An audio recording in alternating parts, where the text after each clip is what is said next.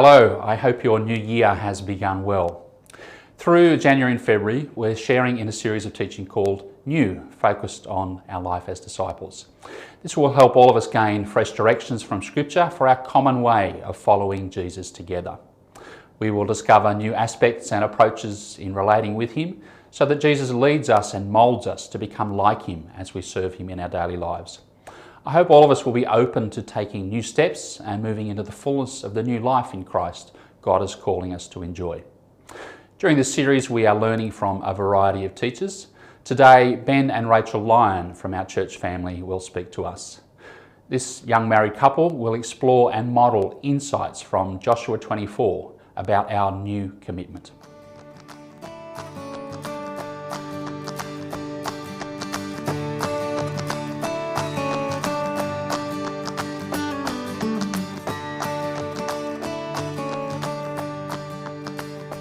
In general, no, we probably aren't.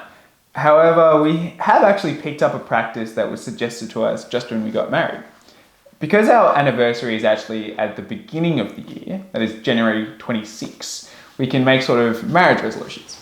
This looks like stopping and being still to reflect on what went well with our marriage and also to reflect on what we would have liked to have gone a little bit better. And then we can try and kind of realign ourselves with what we hoped our marriage would look like and what we think God wants our marriage to become. And once we've done that kind of realignment, then we actually try and work out some practical ways that we can move towards this marriage resolution. Yeah, so for example, I think on our first year anniversary, we wanted to focus our marriage on hospitality.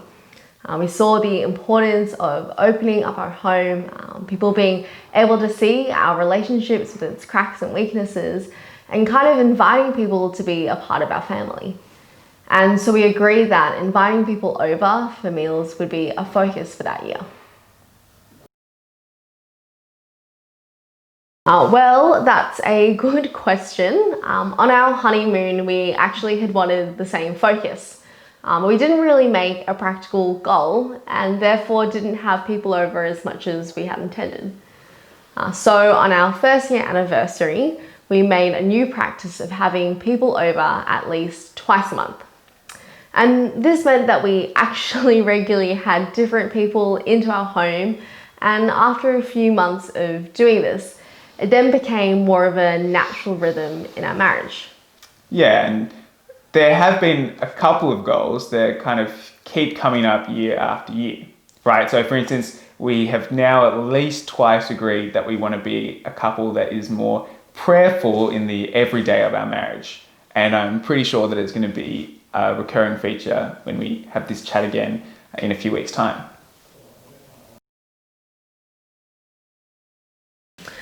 It seems to work at least most of the time for renewing and growing our relationship. But also, obviously, 3 years of marriage isn't a particularly long time. We do feel like it's a healthy and good thing to do, as it seems to align with sort of processes of renewal that we see in the Bible between God and His people. Yeah, and when we think about it as well, we also see a similarity between our marriage and God's relationship with His people, right? And the similarity that we see is that the kinds of challenges and difficulties that come up, right? So both are really, at the end of the day, about trying to stay committed to one another over a long, long period of time. And over that time, we see how days and weeks and years of conflict and breakdown can really cause erosion in the relationship.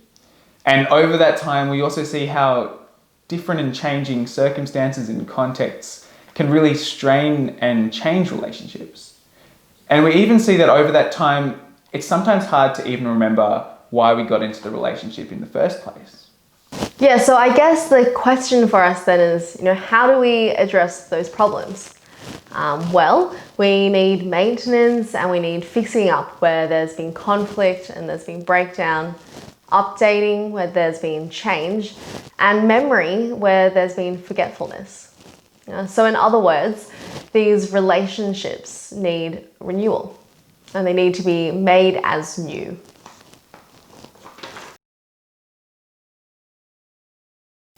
I think renewal captures a couple of things. For one, it's about fixing the things that have gone wrong. So reviving the original strength of the relationship, and also remembering the hope and joy of the relationship so that it returns to what it was. Yeah, but obviously that's not the only sense of renewal when it comes to relationships, right? Because, that would kind of be how we might expect our car to be renewed. On the day that we buy a new car, we know that that first day will be the best the car will ever be. And so all the maintenance that we put into the car from then on is really just an attempt to prevent deterioration, to restore it to what it was the first day that we bought it. But a relationship isn't the same as a car. Rach and I have higher hopes than to settle for expecting our wedding day to have been the pinnacle of our marriage, right? When we enter relationships, we do so with the hope that things can actually get even better. And so renewal is also the process of making the existing relationship into something new and better, adapting to the changes in circumstance and strengthening the weaknesses that have been exploited previously. Well, there are lots of examples of renewal between God and his people in the Bible. But just one that we can focus on today is Joshua chapter 24, where we see a renewal of the promises between God and his people. Yeah, so here we see Joshua giving a kind of final address to the people of Israel before he passes away. And the people of Israel will then go on to move into the promised land, to set up new homes in a new place. And so we see Joshua retell the story of God's relationship with the people of Israel. And then he challenges them to make a decision about who they want to be as they begin afresh, a new life in a new place. And so I think that we see kind of three distinct steps that make up renewal. Israel has to reflect, have to reimagine, and also recommit. Reflection really just means looking back at what's happened and thinking critically about what it means for you. And this seems to be Joshua's starting point when it comes to the renewal of covenant between God and the people of Israel. He retells their story to them.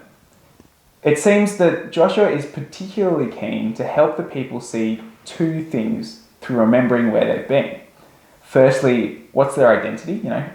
Who are they? And also, what have been their difficulties and struggles over that time? Yeah, so by retelling the story of God protecting and saving his people time and time again, Joshua is helping them remember the beginning of their relationship, and that God has chosen them, that they are loved by him, and that he remains faithful to them. It's a bit of an emotional hit to help them feel how they felt the first time they encountered God, to feel that this is a relationship that they actually really want to be in, and that living with God is something that's worth doing. And so as a first step towards renewal, they can reflect on who they are supposed to be. That is God's people. Yeah, so they reflect on who they are, but they also reflect on the things that have gotten in the way of fully living out that identity, right? So Joshua is pretty quick to remind the people of their recurring problem across various time periods. Like when they were living beyond the Euphrates, or when they were back living in Egypt under the threat of slavery. They remember these times of how they allowed their worship to wander away from God to other foreign gods. And so Joshua helps them reflect on the difficulties that they faced in the past as part of identifying what needs renewing going forwards. Yeah, so I guess the process of renewal begins with reflecting. So I guess reimagine might sound a bit funny and a bit abstract, but we had to stick to our words to keep it consistent and to sound like John. But really what we mean by it is just that the next step in renewal after looking backwards is then to look forwards. So we need to reimagine what our relationship will look like in the new and changing circumstances that are coming up in the near future. And this is what Joshua encourages the people of Israel to do. After reminding them about the challenges they have faced, he then goes on to suggest some new challenges that they will come across and as they move into a new land. Although this land may have been given to them, and they will have new cities and they will have new wine and new food to enjoy, there will also be new temptations. New temptations to worship new and different gods, the gods of the new land. Yeah, and I think this is really interesting actually, because we see Joshua kind of tie together the reflection and the reimagination here. He points out that this problem that has consistently plagued these people over the years, and then helps them see that this is a problem that isn't just going to go away just because they've moved into a new place, right? It's not going to go away, it's just going to look different. And, I can actually get why Joshua feels like he needs to point it out. You can understand the people of Israel blaming their stuff-ups in the past pretty much entirely on their past circumstances. You can just imagine that they would have thought it was just so hard to worship God in the midst of Egyptian slavery, when we felt like we'd been abandoned by God. Or it was just so hard to worship God in the wilderness, where we felt stuck and like we were going around in circles. And so I imagine them feeling a sense of relief as they anticipate moving into the promised land, right? Finally, life will be easy. And finally, it will be easy to live with God and worship Him and only Him. But of course, this isn't the case. The problems that have plagued them will continue to plague them. And so renewal requires a reimagining of those problems. How will the problems and challenges look different as we move into a new context or a new circumstance? And since we said that renewal is about more than just maintenance, but also about growth too, reimagination is also going to involve thinking about potential areas of growth and what our relationship can become. Yeah, and this is what Joshua is imagining too, right? He sees the community of God's people changing from this really specific nomadic camping group, which literally contained the presence of God in the middle of them, and this presence would follow them around wherever they went, to becoming a settled group of people spread out over the promised land, which God still rules, but no longer with the same kind of immediate presence. And of course, Joshua doesn't even see the whole picture, right? We know that there are going to be more renewals of covenant to come, and that God has in mind a transformation from a relationship with a particular race of people in a particular place to then being to all peoples from all over the world. Yeah, that's right. And so to progress towards that much bigger and much better version of relationship with God, this is just kind of the first smallest step that's necessary for the community to reimagine what their relationship with God can and will look like. And so we think that renewal requires not just looking backwards, but also looking forwards too. So finally, recommitment is really about recognizing that the big promises that we made to each other in the past are still important today. And it's also about kind of making new, smaller promises that will help us keep those big promises. Maybe in other words, it's a way of keeping each other accountable for what we've agreed to by refreshing our memory of what we've already committed to. And we see this kind of recommitment happen in the Joshua chapter 24 passage. Joshua goes right ahead and he challenges them. What are they going to do? Are they going to worship the old gods? Are they going to worship these new foreign gods? Or are they going to worship the Lord? It's kind of an odd question for him to ask in a way. He knows that they've literally just said that they will worship God. But I think Joshua drills down on this, and he really does ask them a lot of times.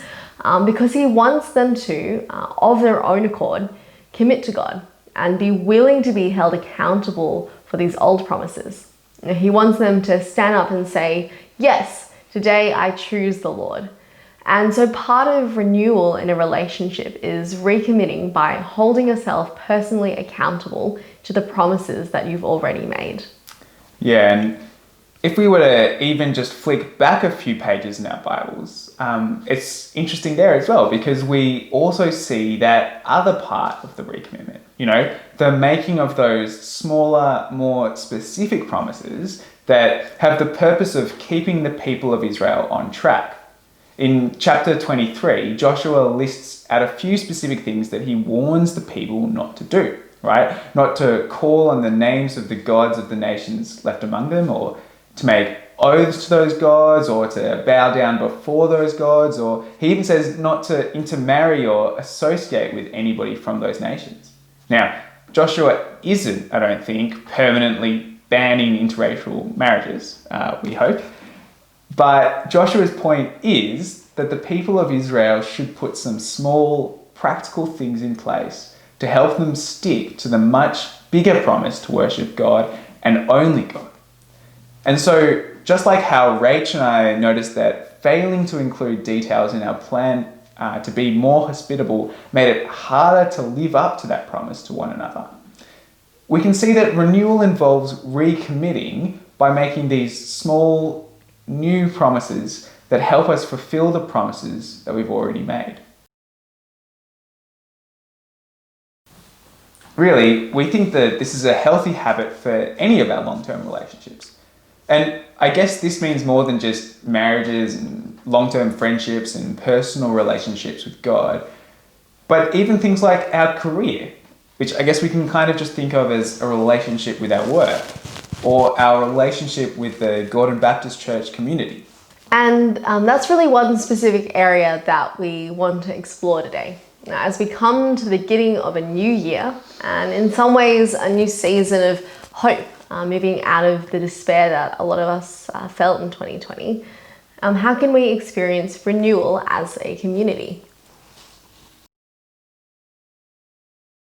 So, starting with reflecting on who we are as a community, some things that I think make us unique as a community in Gordon is that we value being a caring community that is an open place for people to come and explore who Jesus is. And I also think that we share a common way of understanding who God is. And it's also with a big focus on how he wants us to live and also transforming all parts of our lives. But I think that also we've seen that this is what binds us together as a community, that we are held together by more than just the fact that we all drive or walk to Gordon on a Sunday morning. Yeah, and then turning to reflect on the challenges that we faced as a community, some of the things that Rach and I feel we maybe haven't done as well as we would have liked include maybe discipling and creating new leaders, or being part of or creating spaces which allow for really honest and real sharing of lives. So I guess the most obvious change in circumstances that we're expecting for this year is a movement away from that despair of experiencing the beginning and hopefully the peak of the pandemic, moving into a year that feels hopeful as we hopefully come out the other side and things begin to open back up again. But I think it is worth noting here that what we're moving into won't be exactly the same as where we were pre-pandemic, right? It'll be something new. And so it still requires an effort of reimagination rather than just reversion to what we were doing before. Yeah, and I think for us as we try to imagine what we can be as a community in 2021, a couple of things come to mind. So our future can look different. We aren't tied to the old ways of doing church. We've realized that there are lots of different ways to do it, whether it's an all-together service which keeps everyone from 0 to 99 in the same room, or even smaller groups meeting to watch a recorded message and share life together. And so a reimagined Gordon community doesn't have to only exist at the main church building. And so when we think about overcoming the challenges that we've identified, Ben and I think that these smaller groups are a way that we can try and create more space, which allows for honest and real sharing of lives and an opportunity to disciple and train up new leaders in a more hands-on way than a traditional service.